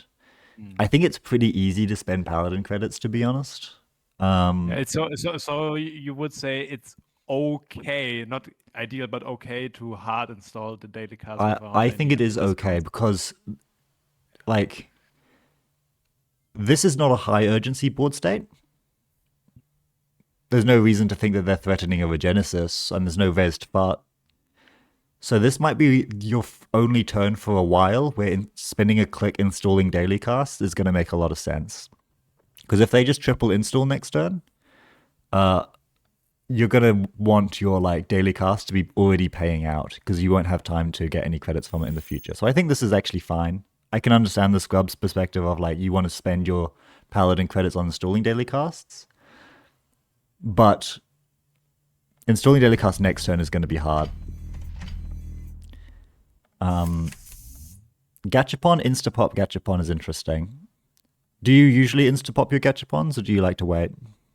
I understand that the ideal case is you do pop it on the turn of your opponent. Just I felt I need a sentry breaker or a barrier breaker right here, right now. Hmm? So let me find it. Okay. Um, what ice are you thinking that you're going to be in? Like, what is your plan for the card that you Silicone get off and this enemy. specifically? Yeah, so uh, mm, I mean, to be fair, with an echelon, it might be pretty hard to break an enemy because it's not on strength 2 yet. But Hmm. a rising tide would be pretty sweet. But I'm not. I'm low on credits, so that might be a leading question to realize that nothing what I can get off of the gachapon I can immediately use because I don't have the money to then fuel it. Yeah, I think Fermenter. Okay, Yeah. like obviously Fermenter would be okay. Um, but aside from that, like I don't think you're particularly pleased to see any of your breakers, especially because you don't have any idea what these are. Basically, I assume everything is anemone or Samak Mm. against Alco because they spawn in with 3 anemones in hand, it seems. Um, but, you know, Echelon doesn't solve this problem, and they're presenting you a couple of issues, which are mostly going to be solved just by credits. Trashing this, for instance, would be nice. You have no idea what it is, but you assume it's going to cost 2 or 3. So having 2 or 3 credits would be really nice. And we find only Buzzsaw to install. Not ideal. Not ideal, and now we're even further from being able to touch whatever this is. Yeah. So Yeah. That's too passive. Yeah, I'm this is not really reacting. passive. And Lou I'm gives you opening a up credit that. and a card Yeah. draw on its own. If this turn looked more like I click for a credit to get to 3 first, then I run server 2 and trash whatever it is, you have dealt with more of their board state. You've gotten the click and the credit that you spend your clicks doing manually, Mm. and then you can install a gachapon and find out what you get with the gachapon because like we're not there was no program that you could have hit that you were using this turn. Yeah, fair. That I think just I have this general outlines in my head. How should my board state look to feel comfortable into this matchup? And Mm-hmm. then I'm trying to just take the steps to produce that. But this is, of course, this is something that has to happen in my mind. But at the same time, I have to evaluate that against what I can actually do with this turn right here, right now, and how, to what do I immediately have to react. Yep. And it's a very common reason why people lose against Alco is that they have in their mind that the idea that they can create a full breaker suite. Like, you can't. Alco is Mm. fast and powerful and needs constant interaction. There is no world where you get, well, there is a world. If you get very good draw and they get very slow draw, you can do it. But a full breaker suite, Tungsten Tailor, a companion suite, Hermes, and a twinning is just not going to happen. Plan A is just deal with whatever they're doing. The dream is simply not real against Alco, unfortunately, which some people really hate. Well, it would have been nice to contest this Spin Doctor last term because there's nothing in archives for Yeah, them to shuffle, so you would have gotten a that would free. have been sweet. And I was also opening myself up that that could have been another bladder ward or another asset that costs at least one, and then they would have pinged me for one. If So this I was got a Bladderwort, little bit you lucky. like lose on the spot. Yeah, yeah, Moonpool would have put them below credits. If this was another cohort, yeah, you lose. yeah. Those would be unlikely because they would have probably installed them earlier. But yeah, fortunately, it is just a Spin Doctor, but even that was worth contesting when they had no cards in archives, and now they do have cards in archives, so everything is scarier. Okay.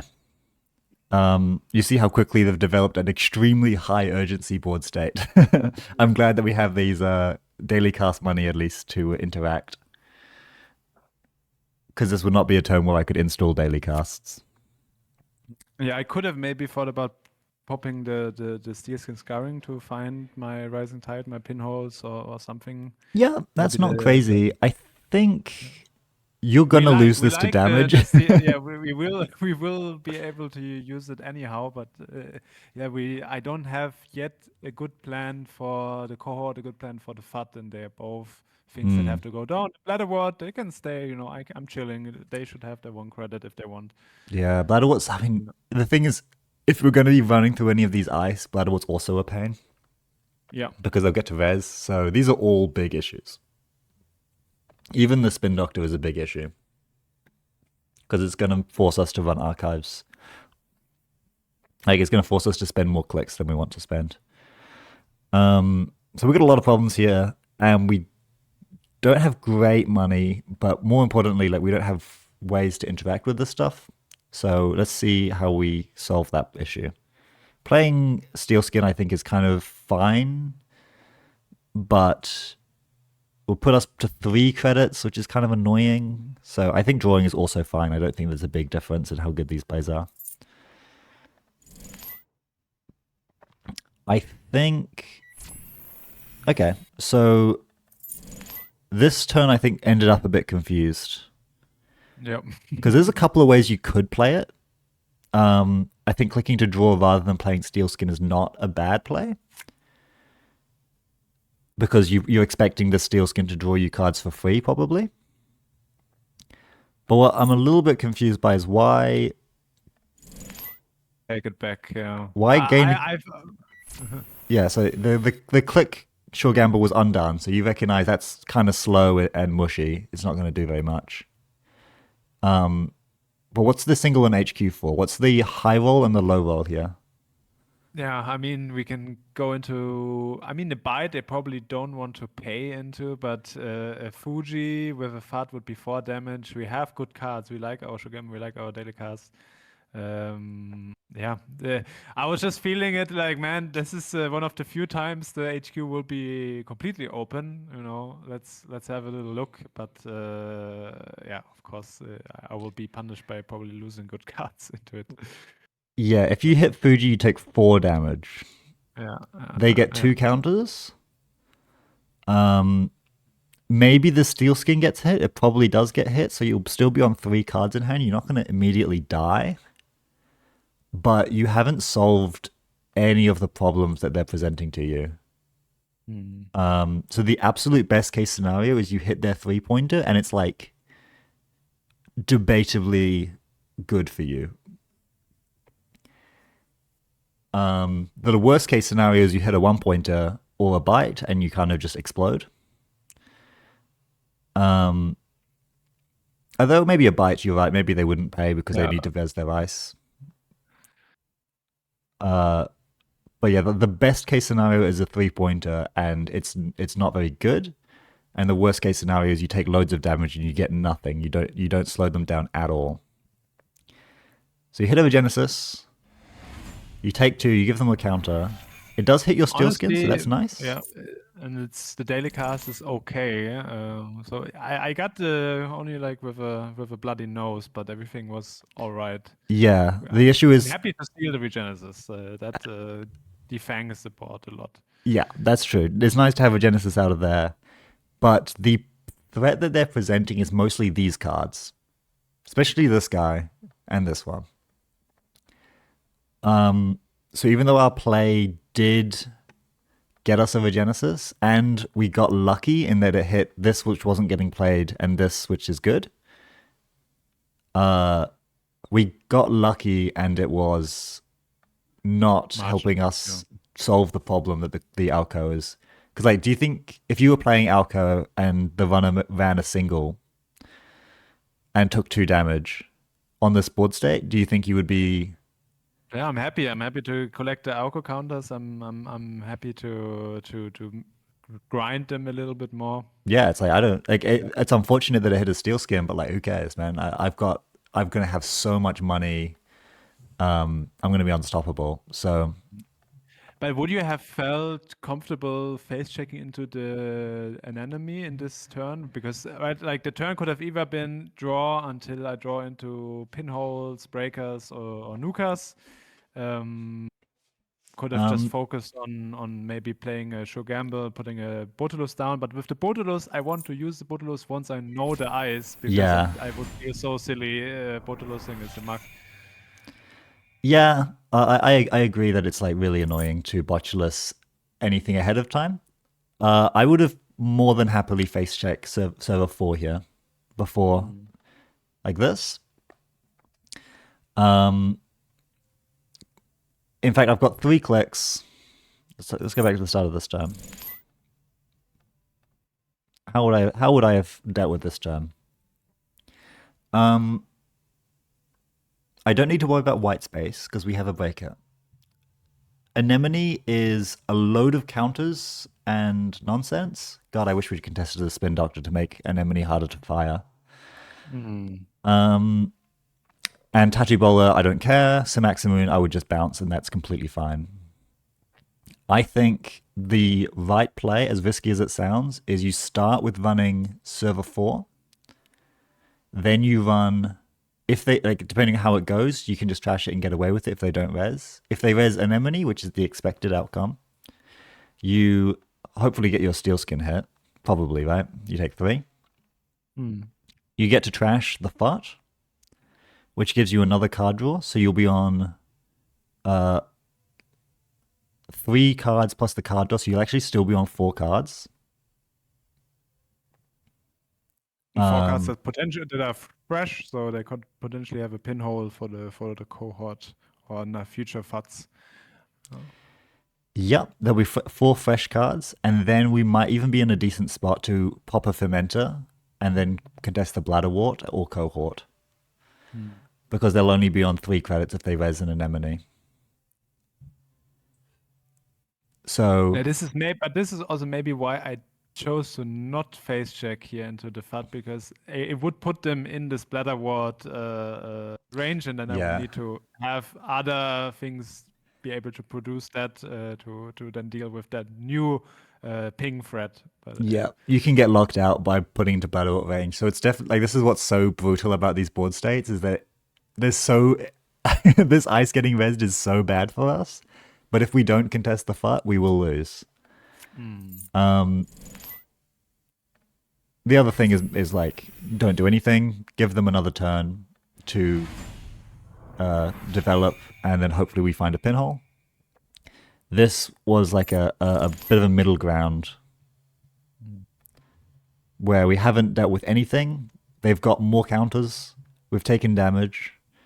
And we haven't gotten a Loo trigger either. So we've gotten 0 Loo triggers this game already.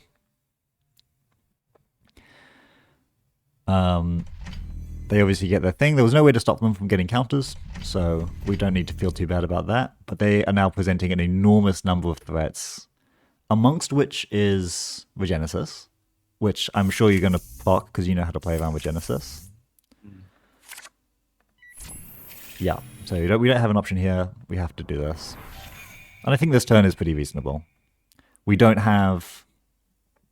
Because we took damage last turn, we don't have a way to contest, like, to face check things safely.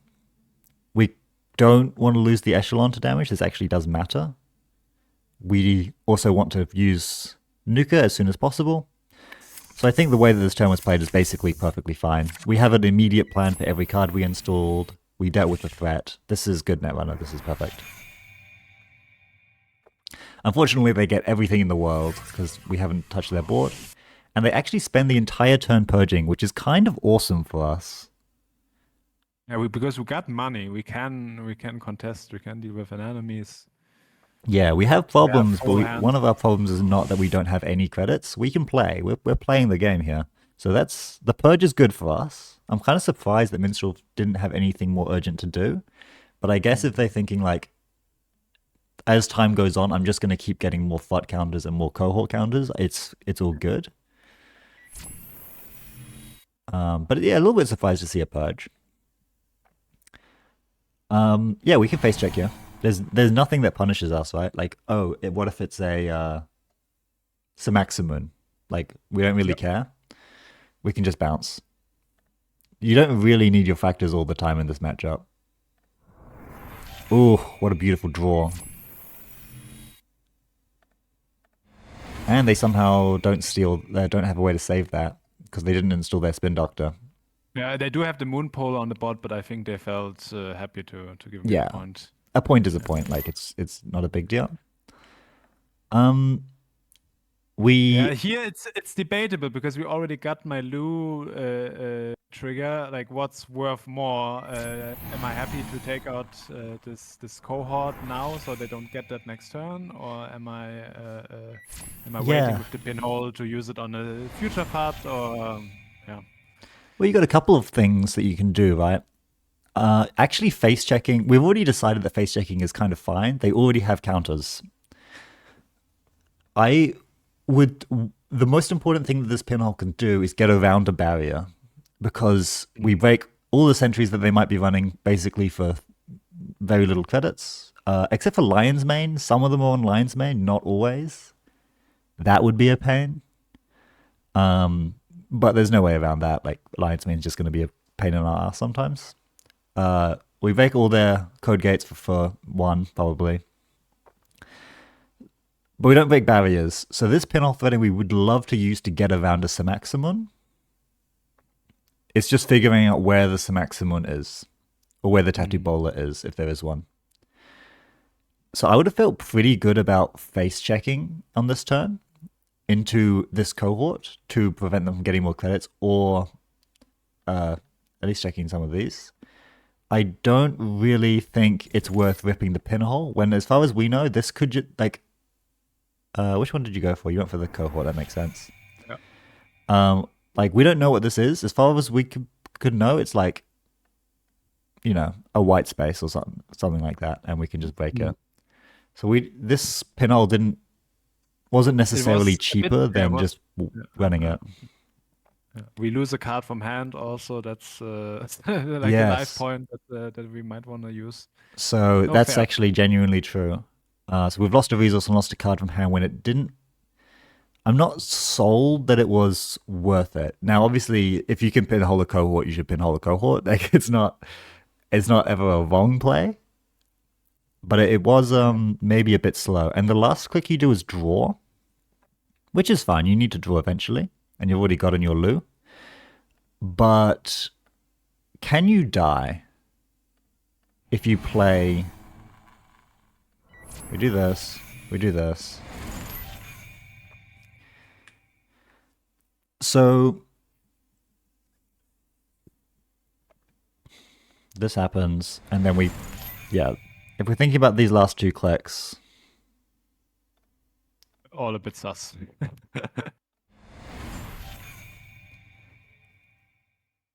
You got a few different things you can do, right? You're a little bit more in control of the situation. But there's a lot of things going on that we don't know that we need to deal with, and we've already used our loop lock, so our incentive to interact is a little bit gone.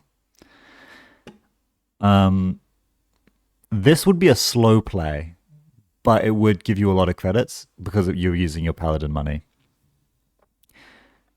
This is a good play because getting rid of their money is really nice. Simply running these servers is also a good play, because we need to keep them honest, and we can't just let them, like, have a bunch of servers sitting, right? Like these could be moon pools and regenesises or something like that. So this is fine, and drawing is okay. But Yeah, drawing, I just felt I will need cards, but maybe I could have looked into the server 5, 6, and 7. Just running last click, there could be a bite, there could be a Urtica. Yeah. yeah, that's all true. There's something to be said about using Nuka rather than drawing and just overdrawing whatever garbage you get, because there's actually a lot of cards that are now too slow and will never be played. Yeah. And I think that would probably have been better, but not by so much. So I think it's okay. And they're going to redevelop very quickly. And now because So they we've kind of telegraph that this is probably not a code gate and not a sentry. That's why they put the FUT in the server that has unrest piece of ice. I'm feeling even more okay. I gotta find that rising tide because I honestly don't want to take the 3 damage from the Samaximum. yeah. So imagine if last turn, rather than pinholing straight up, we had checked what server 3 actually was by face checking it. If it's a barrier, our situation is kind of similar, but at least we know for sure what it is. We might even, if we didn't pinhole it, we'd still have the pinhole for the FUT. But as it is, Yep. we don't know what this is. Not drawing into Rising Tide. Yeah, we Yeah, have a that's where I'm botulus, tilting but a that doesn't little work for bit in Samak. the game. That now I'm 20 cards deep into my deck and there's no barrier breaker. Yep, but also they haven't raised a barrier, so they haven't actually proved to us that we should care about this factor idea. And they've presented us a lot of problems. Everything here is a big issue. This is fine. This is probably not a big issue right now, but this is a huge issue. This is a huge issue. Probably another cohort. Of these, what are you thinking? Yeah, I mean, I'm thinking definitely at least one moon pool under them, Mm-hmm. probably one more bladder ward. I would expect by now they have drawn into that, so they're waiting for a turn where they can spend a lot of money to give me 2 pings. Mm-hmm. Yeah, and then I'm feeling one agenda between 5 face down cards and the FAT that is protecting that with 2 counters, Yep. with 2 damage. Yeah. Yeah, because they're on the same philosophy as you are. They're like install cards that do things, and installing and raising a FUT is they're doing it because there's an agenda somewhere. So we need to deal with these problems. These are all massive issues. Nuka is rarely going to be a wrong play because it draws 3 cards. That's awesome. Things like raindrops are high tempo.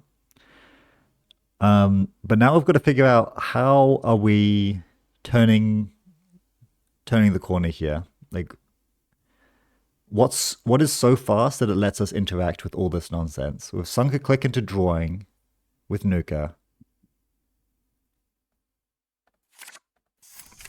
And the That play Tucker's too is slow. tricks Ataka.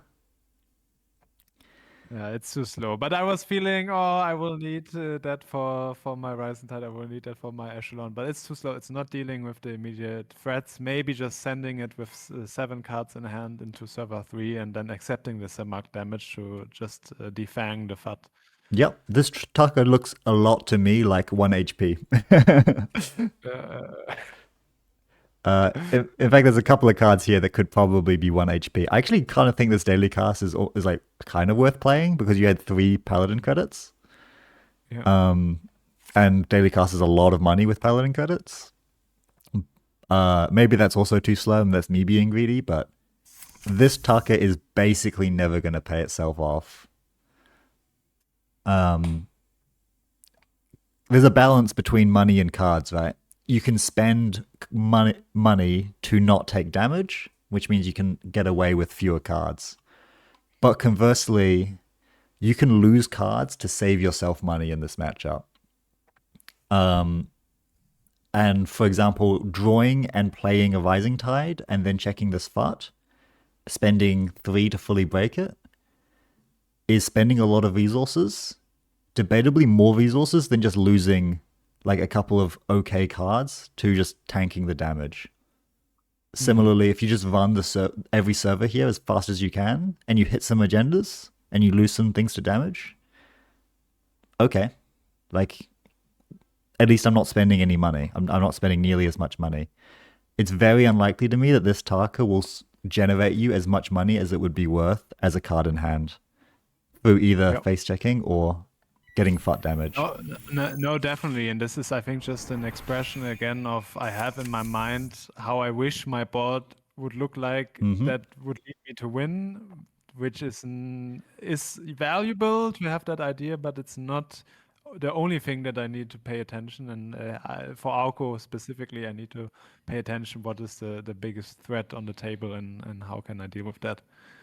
Exactly right. And I didn't deal with the FUT. The FUT is the biggest threat right now. I had at least the HP to invest into that, and then I have to make the value call if that's valuable enough to lose 3 cards for. But as they now will score a hybrid release, and I'm losing 2 cards, yeah, that was that was valuable. Oh no, they just they do something else first, which is tough. Okay, so this is Fun Company counter to play, which is kind of weird, right? It's a very unique card. It's going to be annoying to play around it, but the way that you have to do this is quite specific. You need to make a run on a central server. You need to not access any cards because you're going to explode and die. Then you need to spend all 3 of your remaining clicks dealing with the board, including the Fun Company. Otherwise, they're going to get 2 turns of Fun Company value and you're going to lose. So either you just spend your turn setting up, and just concede that they're going to get a Regenesis, which sucks, but you might have to do that. Or you interact, and by interact, I mean all 4 of your clicks are running. You can't, against Fun Company, you can't afford to take middle grounds of draw, make 1 run on HQ, take a bit of damage. Did you jack out here?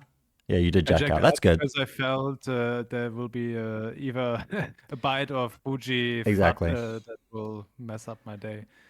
But yeah, honestly, here I misremembered the card text of Run Company. I felt it was on a successful run, not on just I have to do a run and then it's hunting season. But in my mind, it was saying, okay, I need to do a successful run on a central server, and then I can go trash it. So yeah, I think now would have been the time to either deal with the FUT or with the Front Company. Yeah, I didn't. Yep. So yeah. Drawing and then playing a card puts you up +2 credits because of this raindrops. But simply not drawing and not playing the card, it was faster and gives you more clicks for the turn. So now you've got 2 clicks left, and you've got a lot of urgent things to deal with. You've got a FUT that you absolutely must take down. You've got a Front Company that you absolutely must trash, otherwise you're going to have to go through this song and dance again. The only thing you can afford not to do, the only thing that you can't afford to do is like sit back. You could trash the Front Company, run Archives to play around Regenesis.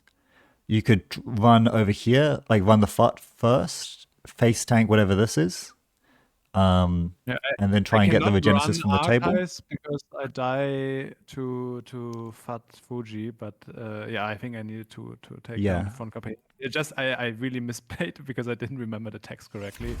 But maybe just running without drawing, then accepting after the enemy res. Okay, I jack out here, I break it, I accept my 2 damage, and then possibly running on the Front Company would have been. I like the jack out on this. That makes a lot of sense to me. And it was, to your credit, I said that like you don't really die, you don't make mistakes that just kill you. And I think that's a good example of like, you didn't just die here when you totally could have. Like a lot of players would have just committed to access because of like a sunk cost fallacy. So they pinged, and I'm losing my rising But tide. yeah, And I worked so hard drawing so many cards, but we've sunk too much time. We've been a little bit too inefficient. We have not dealt with the problems they've put up, and now we're in hell, and we're never going to escape. yeah. So we're going to die, but it didn't really matter that we died specifically. We died a million different ways to points, or we've just lost tempo. And this feels like a crushing situation, but we did have opportunities to deal with it. And even towards the very end of the game, they haven't proven that this is a barrier. Yeah. It was in the end, but yeah, there was one point we had enough. We had enough, Was it a Samak actually? but it was a Semak. Yeah. So this ended up doing a lot more than 3 damage to us. And did we get any loop fox this game? We got like 0 loop fox. Yeah, I think I trashed once the FUD. We got one loop proc, but that is not making the best use of the identity we brought to the table. We got 1 loop fox this game when we trashed 1 FUD. Yeah, and the same time we trashed the cohort, we didn't split up the pinhole. No, it's true. So also here, thinking like some critical moments, one with the buzzsaw, the trickster Tucker, and then misreading what I could use my HP in hand to deal with the board, was something that put me too far behind on tempo, and then just Auko and in the order the minstrel drew. That was just not fast enough. At least I can be proud. There was no Fuji Regenesis scores That's true. You were good that with got away checking with me. Yeah. Regenesises, which I often forget. So that's absolutely your credit. Yeah, so like that's probably all the time that we have today. Yeah, no, thank you. Thank you so much. Maybe you could speak a bit about, okay, what now for my next 5 games, what should Yes. I watch out for? Like what's the debrief? So the next 5 games, every time you install a card, in your head, think my plan for this card is this. If it's a twinning, then my plan for this card is to charge it up this turn so that I can run this server and get this effect. If it's a breaker, it's my plan for this card is I'm going to run this turn or next turn, and I'm going to break this ice with it. Just putting the cards down because they're there is going to cost you time. And whenever you would take a basic action, think, is there a way I can get this in any other way? Can I nuke it instead of drawing? Can I loo instead of clicking for credits? Can I, anything like that? Yeah. Then when you find yourself in urgent game states, recognize this is an urgent game state. Say that in your head, because I sometimes run into like denial of like how bad things are. And I think, oh, this might look like an urgent game state, but I've got this amazing hand. I'm not going to play it as an urgent game state. I'm just going to hope that my opponent is bluffing or like it doesn't have what they are showing. Don't do that. That's a bias that like is so easy to have because it's so tempting to play for value. When you see an urgent game state, understand exactly what you need. Like you already know, but believe yourself in committing to whatever you have to do to solve it. So yeah, just have a little bit more confidence in your reads, and when you see an urgent game state, do what you have to do. Will do. Thank you. Thank you so much. That was really, really helpful. Possibly, if that works for you, I would propose that maybe in 1-2 months we meet quickly again, and maybe I have 1-2 replays to either show like, hey, look, I learned, or hey, look, this is still really tough, or this is where it was hard to actually implement what I learned today. I Yeah, think that could be useful. I would absolutely love that. I would have no problems with some follow-ups like lessons at all, and that can be for whatever you want as well. Like if there's a matchup that's been kicking you, or like one idea that you're struggling to get your head around, run or corp, just let me know and we can organize something. I'd be more than happy to do We'll that. love to. Can we take 5 minutes just that you have a quick look on the last version of the Slew deck, that it gets the double bub? Okay, keep Yep. jamming, seal of approval. So I will now share my screen if you Mm-hmm. can jump over. Okay. S- Do you see well? I can see your Discord. That is Oh, not so that's mine. really. No, no, No, no, no, no. I You should stop need streaming. I'm to still open streaming to Discord you. and Okay, now then I can see. I can see. I can see. okay, so this is like Baserton's Hermes Lou, but he then, when he finished the mega city in Italy, he told, okay, we need actually sealskins and a solidarity badge. Mm-hmm. Now I'm feeling less and less good about the Game Dragon. Didn't have any games yet where I felt really Yeah, I don't convinced. So think I Game put Dragon back makes any in sense, especially Luca. when you already have Tungsten and Leech. I think that's too Yeah. much. Yeah, he told me you need two of the three, but maybe one of the two, or just hope to get them both installed, is good enough. Okay, So let's we see. put back a Nuka because I'm often using the basic draw action, so that's just a little bit more efficient. And I'm thinking now, right after your stellar win against 34 Witches, is it time for Eye of an Eye, or do we put at least one Gourmand in just to have a little bit of tech? Because Hermes is already, it makes their life harder, Yeah, the combo PDs, but it's not completely enough. And then it would be either a compilation, Eye for an Eye or Gourmand, that is a bit harder tech. And I think the easiest thing to just put in as a 45th card would be one Gourmand, and try it out. Huh? I think you've got Botulus. That's kind of tech because it lets you interact faster. You've got Hannah, not bad. You've got Solidarity Badge. You've got a lot of good cards for the matchup. You should already be doing strong with Hermes as well. If you find yourself running into the matchup a lot, or you expect to run into the matchup, I think putting in one Eye for an Eye is not bad. But if you want to do that, I would advise cutting a card because 44 cards is about where I would want to be, and I wouldn't want my tech to weigh down my deck. Yeah, I mean, you made good experiences with 40 cards, but honestly, 45 Lou, in my opinion, is completely reasonable because Melias and Aoko grinds you out so much, and it's actually not so bad to have a little bit more fodder in the tank. Yeah. And I mean, Gachapon, sometimes I like that. I think Nick from Neon Static said Gachapon is actually minus slots to the deck. Yeah, It's not. it is. It's awesome. So, so I'm thinking, right, another Botulus or Gourmand, because sometimes I'm clicking the Gachapon and I'm only getting a Bassor or nothing at all to Hmm. install. I'm sometimes very sad. Like honestly, I'm not a big Gachapon fan, but I understand why it's there, so I'm Yeah, let it it's still there so you be can in get there. your breakers Yeah, faster. yeah. So go more 45th card or second Botulus to break quicker into things because I am so right now still with the heuristic of developing all my three breaker solutions. For the PD matchup, which I think is really good, the Flood PD, I would say one Gourmand is too hopeful because you have to install the Gourmand and just find the The card in flop, yeah. HQ. Yeah. But the Eye for an Eye actually gives you more multi-access, and Yeah, can and do the iPhone multiple I cards with can twinning. trash multiple cards as far as I remember, Yeah, right? yeah. So with twinning, you can do like 4 cards or one, two. Yeah, you can do 4 cards with twinning. And it's a way to block your Steel Skin Scarlings in the matchup, which is, other ways you have to play them.